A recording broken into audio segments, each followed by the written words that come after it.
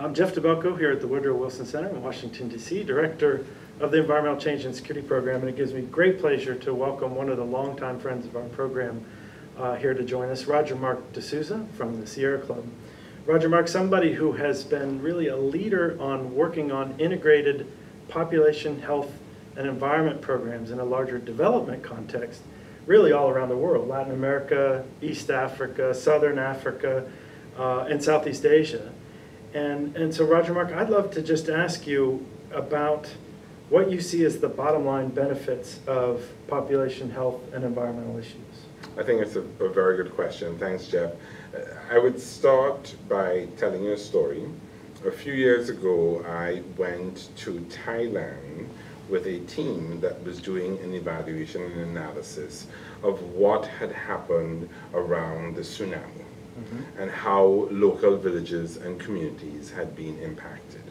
And as we were visiting this coastal village and saw the devastation that had occurred, we looked at what had happened to the natural environment, we looked at what had happened to the local community, and we talked with a number of community members.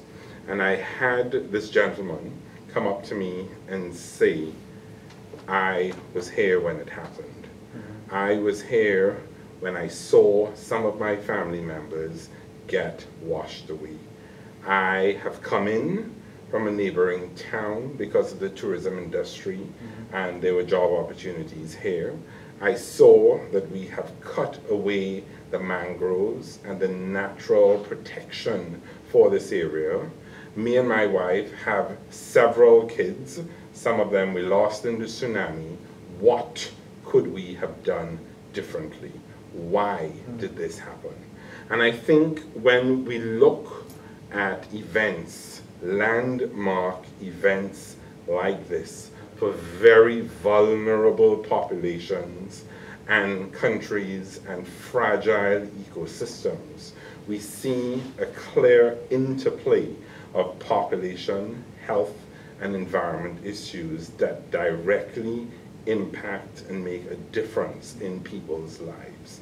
So I think when we look at these issues together, we can have a better appreciation of the impact and difference that it makes and come up with strategies to better manage and mitigate the impacts. It does not mean that we will eliminate those impacts, but we can mitigate the damaging effects that can happen as a result.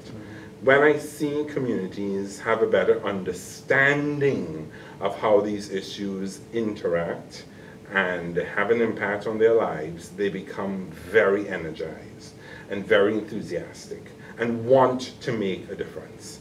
I have had a woman say to me, this makes sense to me because I do not live my life in silos. I live my life in a way where all these things are integrated. And what you're saying to me makes sense because my life is one of integration. So the solutions and the approaches that you're talking about make sense to me. So there's a community receptivity to these ideas because it is a logical extension of how these individuals live their lives. So it makes sense from a community perspective. People want to do it and they mobilize themselves around it. It becomes a very exciting, empowering idea that really engages youth.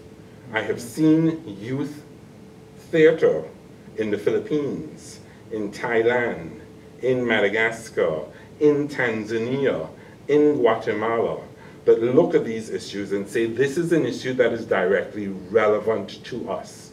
And we find that the youth of today are no longer environmentalists. They have become climate change activists. So when we talk about what's happening in a population health and environment context in terms of climate security and livelihood opportunities, the youth get this. And they begin to get more engaged and become more committed, and they serve as change agents. So we have youth becoming more engaged and engaging their parents and having a recognition that we really need to engage not only our fathers, but particularly our mothers and the young women in our community, and that helping them to understand that there are opportunities for them to voluntarily delay childbearing, think about how they can increase their economic base through education, and that is tied to how they think about their resources for their families in a very real way, becomes very important and becomes a mobilizing force.